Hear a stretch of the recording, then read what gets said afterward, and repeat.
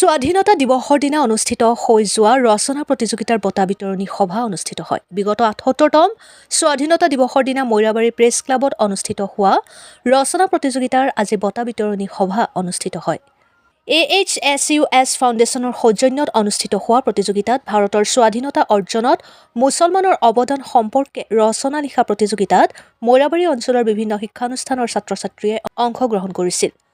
বঁটা বিতৰণী অনুষ্ঠানত সভাপতিত্ব কৰে ৰফিকুল হুছেইনে আৰু উদ্দেশ্য ব্যাখ্যা কৰে এহছাছ ফাউণ্ডেশ্যনৰ মুখ্য সঞ্চালক আহাদ উল্লাহ হাজৰিকাই। আনহাতে মুখ্য অতিথি হিচাপে উপস্থিত থাকে মৈৰাবাৰী মহাবিদ্যালয়ৰ অধ্যক্ষ ডক্টৰ ৰিয়াজুল হক। আমন্ত্ৰিত অতিথি হিচাপে উপস্থিত থাকে মৈৰাবাৰী প্ৰেছ ক্লাবৰ কাৰ্যকৰী সভাপতি বদৰুজ্জামান আখতৰ, সমাজ সংগঠক আছাদুজ্জামানকে আদি কৰি অন্যান্য গণ্যমান্য লোকসকল। মৈৰাবাৰীৰ পৰা সেলিম আহমেদৰ ৰিপৰ্ট, অৰুণোদয় আছাম। আজি বহুত আনন্দিত হৈছোঁ তৰফৰ পৰা শিক্ষাৰ ক্ষেত্ৰত আমাৰ এই গাঁৱলীয়া ছাত্ৰ ছাত্ৰীসকল কেনেকৈ আপলিফমেণ্ট হ'ব পাৰে তাৰ কাৰণে তেওঁ এটা সুদীৰ্ঘ দীঘলীয়া এটা পদক্ষেপ গ্ৰহণ কৰিছে। যোৱা 15 আগষ্ট তাৰিখে আমাৰ আহাদুল্লাহ হাজৰিকাদেৱে আছুৰৰ সঞ্চালক প্ৰধান তেওঁ প্ৰথমে ছাত্ৰ ছাত্ৰীসকলৰ লগত মাজত চিত্ৰাংকন প্ৰতিযোগিতা কুইজ কম্পিটিশ্যন পাতিছিল আৰু সেইদিনাখনে সেইকেইটা ছাত্ৰ ছাত্ৰীসকলক আমি তেওঁৰ দ্বাৰা প্ৰদান কৰা উপহাৰসমূহ প্ৰাইজসমূহ আমি বিতৰণ কৰিছিলোঁ। আজি যিহেতু ৰচনা প্ৰায় এবাউট 80 প্ৰায় 100ৰ নিচিনা তেওঁ ছাত্ৰ ছাত্ৰী অংশগ্ৰহণ কৰিছে। চোৱা মেলা অকণমান দেৰি হৈছে, সেইকাৰণে আজি তেওঁলোককো আমি তেওঁৰ তৰফৰ পৰা আব্দুল্লাহ হাজৰিকাদেৱৰ তৰফৰ পৰা যিটো চাৰ্টিফিকেট আৰু ট্ৰফি প্ৰদান কৰা হ'ল, দি পেলাই সঁচাই নিজকে ভাল লাগিছে। মানুহক কল্যাণৰ বাবে মানুহ যে পঠিয়াইছে, মই ভাবোঁ এইবিলাকেই কল্যাণমূলক কাম, যাক শিক্ষাৰ ক্ষেত্ৰত আমি প্ৰয়াস কৰিছোঁ যে ছাত্ৰ ছাত্ৰীসকলক আমাৰ উঠি আহক, নতুন প্ৰজন্মই যাতে বৰ্তমান যুগত 21 শতিকাৰ লগত ফেৰ মাৰি চলিব পাৰে, আমি গাঁৱৰ ছাত্ৰ ছাত্ৰীসকল যাতে ফেৰ মাৰিব পাৰে তাৰ কাৰণে এটা প্ৰচেষ্টা আছুৰৰ তৰফৰ পৰা যি পদক্ষেপ গ্ৰহণ কৰিছে তেখেতসকলক ধন্যবাদ জনাইছোঁ। লগতে সাংবাদিক বন্ধুসকলকো ধন্যবাদ জ্ঞাপন কৰিছোঁ। তেওঁলোকে আহি পেলাই কষ্ট কৰি এই মিডিয়াৰ মাধ্যমে যাতে প্ৰচাৰ কৰে তাৰ কাৰণে তেওঁলোকক প্ৰয়াস কৰিছে, চেষ্টা কৰিছে। গতিকে তেওঁলোকে ধন্যবাদ জনাই গৈছোঁ। সোনকালে প্ৰতিদিনে মাহ আমি এটা আলোচনা চক্ৰ বা এৱাৰনেছ কেম্পেইন নাগৰিক তাতে আমি কিছুমান কাৰ্যসূচী কৰোঁ। আমি আশা কৰোঁ আমাৰ কাৰ্যসূচী সফল হৈছে।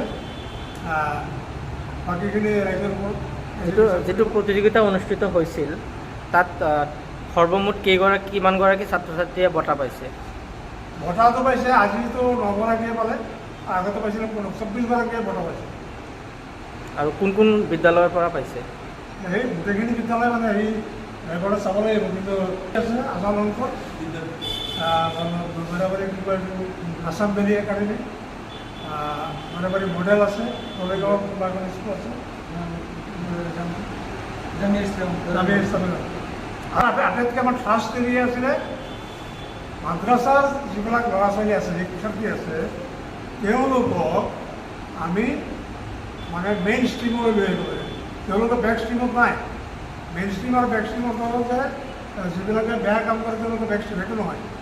তেওঁলোকে যিটো আমাৰ সাধাৰণ শিক্ষিত সমাজৰ যিটো হাৰি আছে, তেওঁলোকে মাদ্ৰাছা এডুকেশ্যন গ্ৰহণ কৰিলেও তেওঁলোকক আমি আমাৰ সেইটো জেনেৰেল জয়তে মই আছুছ ফাউণ্ডেশ্যনৰ দ্বাৰা ৭৮তম স্বাধীনতা দিৱস উপলক্ষে যিটো কাৰ্যক্ৰম তেওঁলোকে অনুষ্ঠান পাতিছিলে, তাত বিভিন্ন স্কুলৰ পৰা অহা ছাত্ৰ ছাত্ৰীসকলৰ মাজত কুইজ প্ৰতিযোগিতা, এছে প্ৰতিযোগিতা, পেইণ্টিং, এই বিভিন্ন ধৰণৰ ওপৰত তেওঁলোকে নানা ধৰণৰ কম্পিটিশ্যন পাতিছিলে।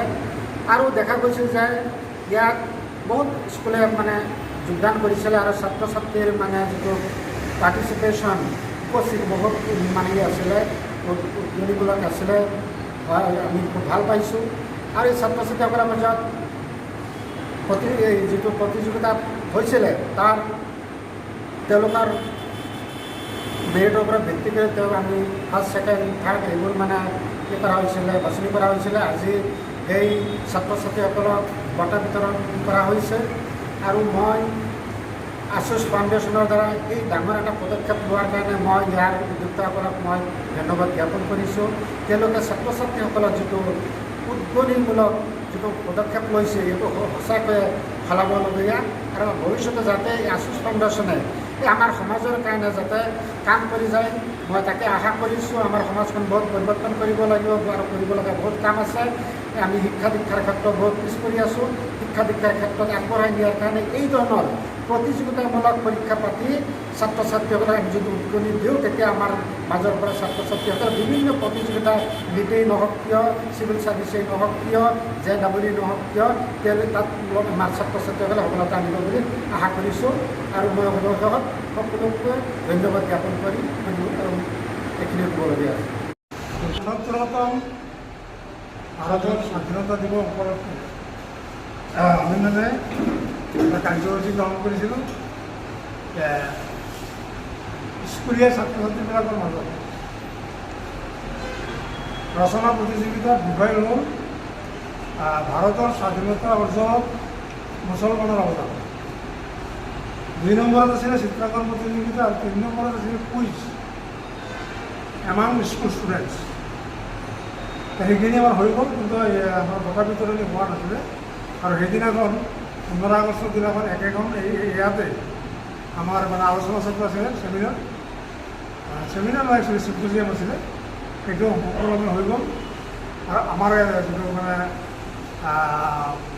অভাৱনীয়ভাৱে আমাৰ আহ্বানত সঁহাৰি জনাই প্ৰায় ১০০মান ল'ৰা ছোৱালীয়ে ৰচনা প্ৰতিযোগিতাত অংশগ্ৰহণ কৰিলে।